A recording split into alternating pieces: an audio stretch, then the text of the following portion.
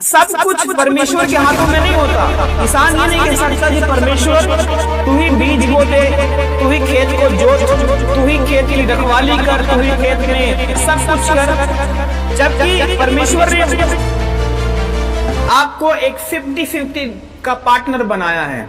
आपकी बरकत इस बात पे निर्भर करती है कि आप कितना डेडिकेटेड हो परमेश्वर के वचन के प्रति।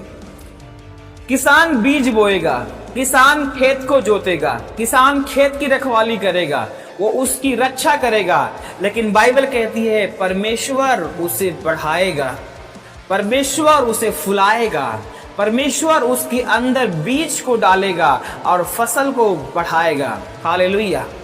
परमेश्वर सब कुछ नहीं करता और वो कर सकता है लेकिन करता नहीं, और आप सब कुछ कर नहीं सकते लेकिन कुछ तो आप करोगे, उसके बाद वो ब्लेसिंग्स खुलती हैं।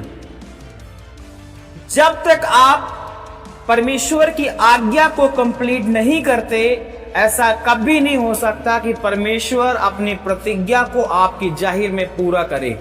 यह वचन के विपरीत है।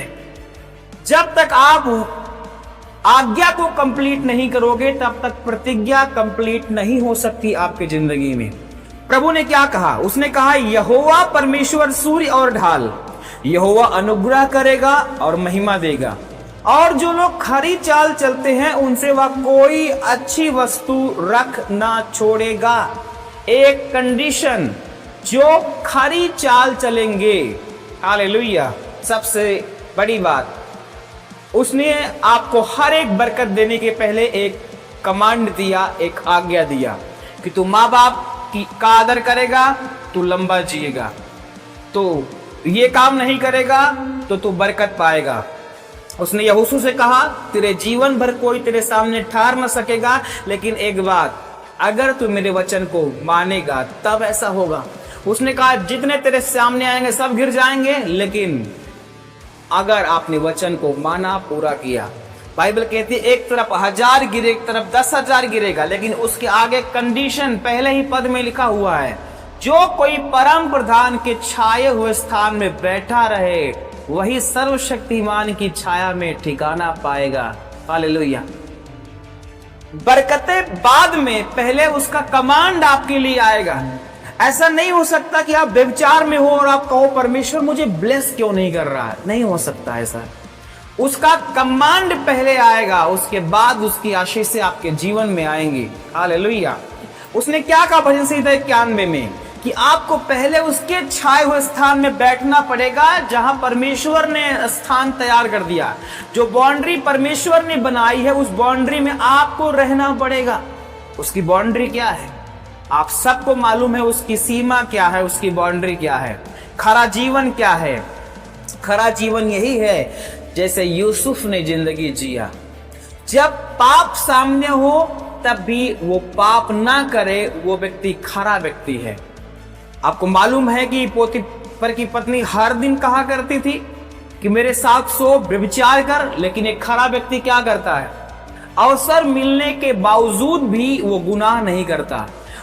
उसको मौका है कि वो चोरी कर ले, उसको मौका है कि व्यभिचार कर ले, लेकिन फिर भी उसने व्यभिचार नहीं किया, उसने चोरी नहीं की।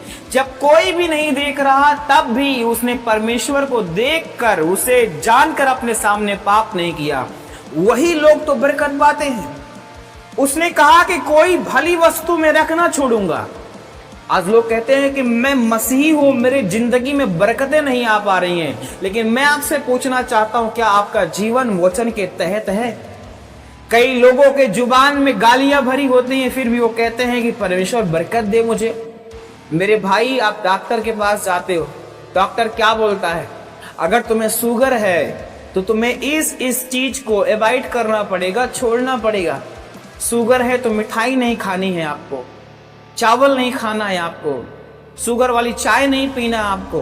वो आपको मना करेगा कि इन चीजों को नहीं करना है आपको, ताकि आपकी बीमारी आपसे दूर हो सके।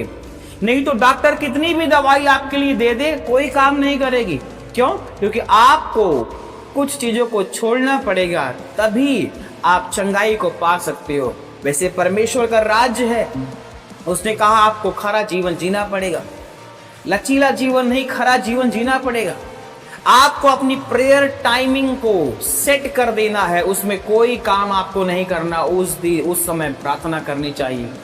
एक खरा जीवन, आपको चर्च में आपने एक निर्णय लिया कि मैं चर्च में हर हफ्ते रहूंगा, तो ये निर्णय आपका खत्म नहीं होना चाहिए। आपने निर्णय लिया कि मैं 7 दिन फास्टिंग प्रेयर में रहूंगा, अब ये बीच में निर्णय टूटना नहीं चाहिए। आपने एक खराई का जीवन जिया, आपने वादा किया, आप बपतिस्मा लेते हो प्रभु के सामने आकर, आपने वादा किया परमेश्वर अब मैं उस पुरानी जिंदगी में नहीं जाऊंगा जहां से मैं निकला हूं। आपने तौबा किया प्रभु के सामने जाकर, आपने पश्चाताप किया प्रभु के सामने जाकर, और आपने कहा अब से परमेश्वर मैं दोबारा इस गलती में नहीं जाऊंगा। हालेलुया। और जो नहीं जाता वो एक खरा व्यक्ति है, लेकिन जो गिर जाता वो क्या खरा व्यक्ति है? यीशु ने कहा कि खराई और सिधाई आपको सुरक्षित रखती है। अगर आपकी जिंदगी में खराई नहीं है, आप कुछ चीज को ठानते नहीं कि मुझे पाप नहीं करना तो नहीं करना, चाहे मुझे कोई देखे या ना देखे, अगर आप इस माइंडसेट से चलते हो कि परमेश्वर मुझे देख रहा है, चाहे कोई देखे या न देखे, लेकिन परमेश्वर मुझे देख रहा है इसलिए मैं गलती नहीं करूंगा, तब आपका जीवन ब्लेस होता है, तब आपका जीवन आशीष पाता है यीशु मसीह के नाम से। हालेलुया। परमेश्वर बरकत देता है, इसमें कोई दो राय नहीं। परमेश्वर आपके जीवन की सारी टूटी हुई परिस्थिति को जोड़ सकता है, इसमें कोई दो राय नहीं, लेकिन आपको एक डेडिकेटेड जीवन, एक समर्पित जीवन, एक खरा जीवन जीना पड़ेगा।